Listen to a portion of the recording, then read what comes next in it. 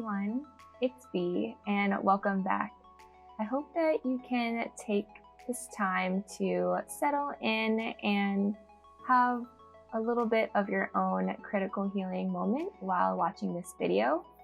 Today, I will be setting up my September bullet journal using watercolor again, and this time it is inspired by images of Vietnam and Vietnamese culture. So I recently did a video about my Vietnamese identity and how I got into social work, but I felt like I wasn't able to tell all of my story, and so I wanted to continue by sharing a couple salient memories of my Vietnamese identity during this video. I've always found that telling my story has been part of my healing process. So today I just wanted to share a couple moments that stand out in my own personal history that highlight my Vietnamese identity. So as I mentioned in my previous video, I didn't always have a strong connection to my Vietnamese identity, and at times did not really want to associate with it. One of the times that this happened was when I went to Houston to visit some extended family members with my father, aunt, and grandparents. So I accompanied them on a road trip to Houston to visit my grandmother's brother when I was a freshman in college. This was winter break. And before that, I had never been to a city that had a large Vietnamese community. I grew up in an area that was very white, very suburban, and there wasn't much diversity around me. So when I went to Texas, and specifically Houston, where there is a pretty big Vietnamese community, I was so surprised, shocked to see things like shopping plazas with Vietnamese signs and huge Vietnamese churches. We went and visited a church that had these really big gold painted Stations of the Cross, and the people at the church are also selling bánh tét, which is like a traditional sticky rice cake that is sold and consumed during New Year's. And this is Vietnamese New Year's Tết, and during winter break is kind of the time when we all prepare for that, when it usually occurs in like February or March. When I went to Texas, I felt this discomfort where Vietnamese culture was so present. I found it very uncomfortable, and I was so used to being the only person of my background that it just made me feel very alienated, kind of in a way that I didn't really understand like how to conduct myself in those types of spaces where people my age, so people like my great uncles, children and grandchildren, people who were my age who had a completely different connection to Vietnamese culture than I did. And it just felt so alienating. So I remember during that time, I really did not like being around so many Vietnamese people. And I had written about it. I had drafted this post on an old Tumblr blog a long time ago, and I never published it, but a few years later, and at this point it's been how many years since I wrote that? Like 8 years. A few years after I wrote that draft, I reread it, and I was in a completely different place with my Vietnamese identity, and I thought that it was so interesting that I wrote about feeling out of place in a large Vietnamese community during that time. Oh, by the way, this entire spread is also written in Vietnamese, so there's going to be no English used in this bullet journal spread, at least the setup.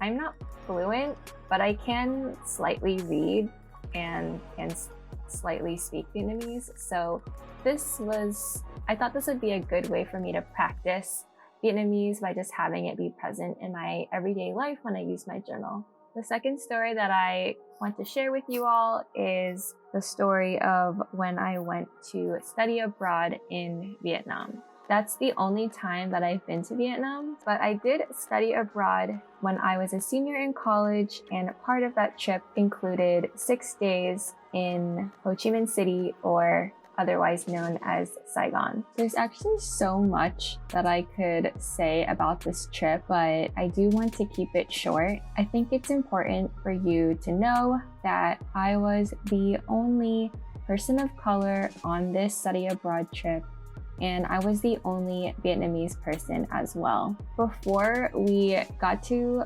Vietnam, we had spent about 2 weeks in Thailand, and while we were in Thailand, I was already experiencing the microaggressions and macroaggressions of being a person of Asian descent studying overseas with a group of really privileged white students, and the professors who accompanied us on the trip were white as well. So I say macroaggressions too, because part of this experience was really realizing how exploitative study abroad trips can be to people in formerly colonized countries, especially when there is a lack of education about history and culture to the students who are studying in that country. And this was a program that was geared towards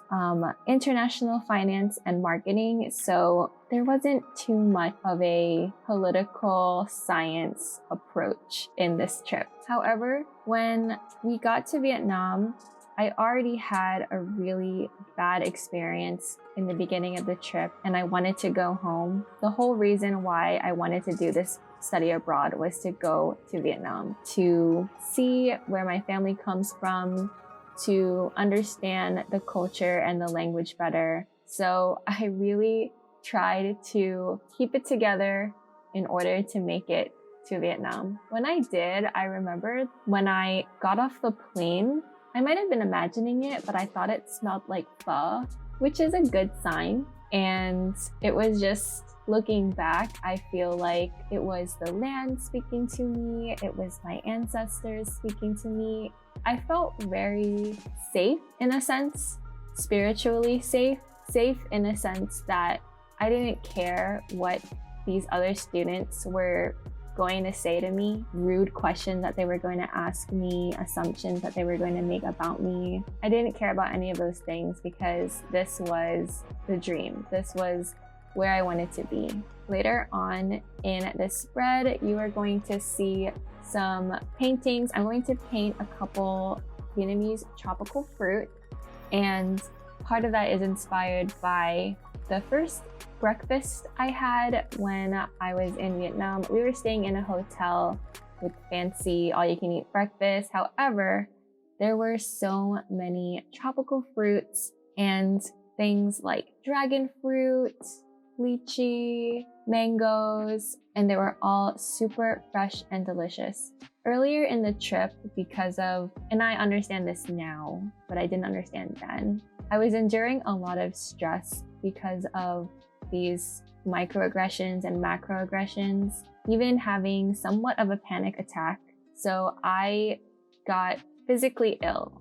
I threw up in the hotel room in Thailand, and later on during the trip, after we had left Vietnam, I also got sick again. However, when I was in Vietnam, I didn't get sick at all. Even despite ignoring my family members' advice to not eat any fresh vegetables or drink ice in the water because people think it's dirty or something, I was eating all kinds of stuff and I didn't get sick at all. And I felt like it was my ancestors protecting me. When I was in Vietnam, I got to meet some of my extended family members on my mom's side of the family this time. And they were so loving and accepting of me, despite never having met me before, despite me struggling to be able to communicate with them. But they really made this part of the trip bearable for me and allowed me to escape the pressures to have to socialize with my white peers. when we were there as a student, we had an itinerary and programming, which included going to some, I would say, tourist attractions. The tourist attractions, and what I observed was that a lot of the tourist attractions, especially the ones that are, I would probably say, geared towards Americans, revolve around the Vietnam-American War. And so we went to places such as the War Remnants Museum and the Goji tunnels. And these were really haunting experiences for me. And I look back and I can see how my school, my professors were not prepared for someone of my background, someone who is a descendant of refugees who had to flee this country to sort of process everything that I was going through and thinking about. And at this time, I was also beginning to think more about capitalism and Marxism and communism in my entryway into anti-racist politics in the United States. And so this was a very confusing time for me. This was a time where I felt like I had no direction to turn to. And I processed things like I usually like to process them through storytelling. I was the designated study abroad blog keeper for this trip, and I was using that opportunity to write about my experiences as a second generation Vietnamese American in Vietnam for the first time and experiencing all the things that I was experiencing. And I was writing about my experiences candidly, and I even had a secret blog on the side where that was more ranty, and that was more, I would say, really highlighted the dark sides of study abroad programs, which I didn't know that the school followed because I had posted something else about the school on there. And I was checked up on, I guess. They checked up on me and they tried to see what was going on, but I also wasn't going to be a snitch. And it was just overall really upsetting for me having no support system. But anyways, where was I? So I had a really challenging time sort of processing it all, and it was just very haunting, I would say. I felt like the spirits were kind of talking to me in a way, but also keeping me safe. After we left Vietnam, I returned back to my having a miserable time on this study abroad trip. And that blog that I was keeping, one of the students approached me about it and told me that I needed to stop writing about whatever I was writing about because it was not representative of the cohort. And she told me that it was actually the professor who asked her to talk to me. And that was just overall really upsetting. I don't know why the professor didn't talk to me herself. And I approached the professor about it, and I was like, why did you tell so-and-so to tell me to stop writing on my blog? And I honestly forget everything that she said, except that she said that I was more mature for my age and that the other students were just not developed and whatnot. And then proceeded to talk about her daughter who taught at an inner city school. I don't know how that was relevant, but it was just all overall really offensive. And I was really glad to finally come home. When I got home, I got a meeting with the study abroad office because of that checking in thing they did. But at that time, I wasn't really prepared to give them anything useful, but really I had honestly no understanding of what I had gone through. But I hope that now, obviously now no one's studying abroad, but I hope that in the future and after this experience, something that I hope that study abroad programs can have in mind is that when they are having students of color on their trips, that they need to be approaching overseas visits with an anti-oppressive lens,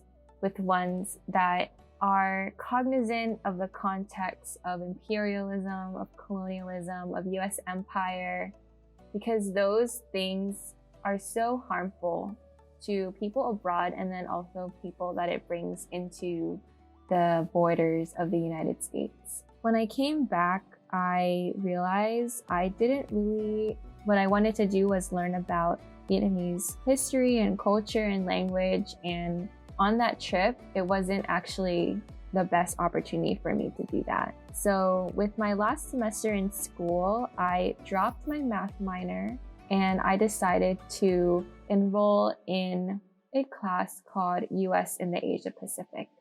This was one of the most memorable classes and my favorite class that I've taken in my undergraduate career. In this course, we got to pick an Asian country of our choosing and study it in depth over the course of 2 papers that we did over the semester. And of course, I chose Vietnam. In these 2 assignments, we examined the relationship between the US and this country before 1945, which was the end of World War II, and after 1945. Through the process of completing these assignments, I learned so much about Vietnam because in this course, we were required to read from first-person sources.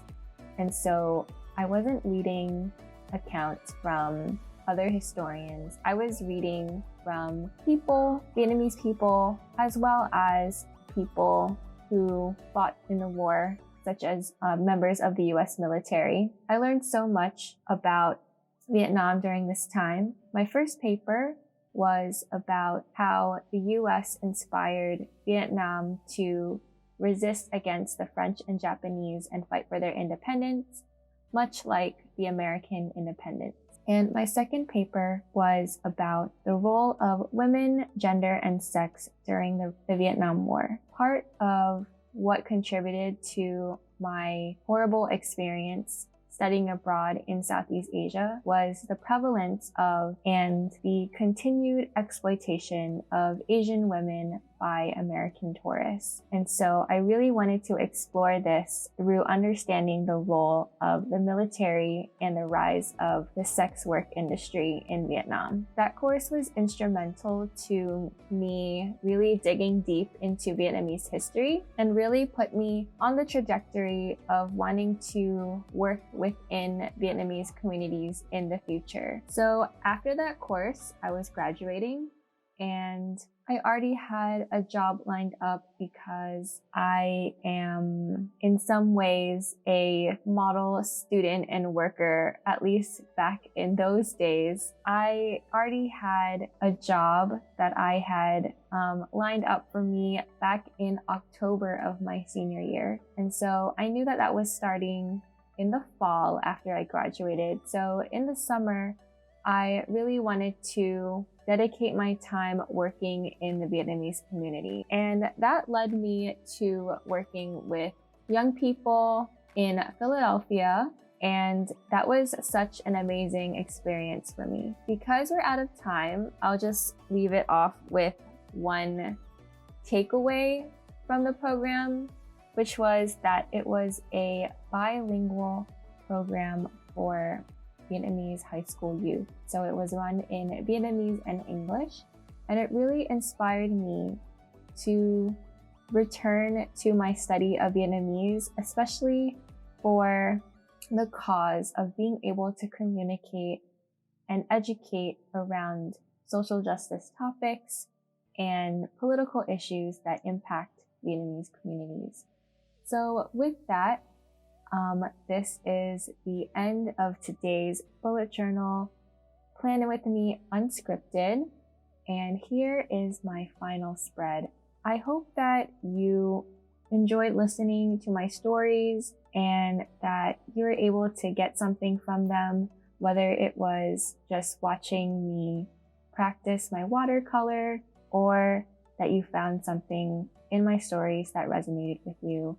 Thank you so much for watching, and if you like the kind of videos I make sure you subscribe and give me a like and support my channel. Thanks, bye.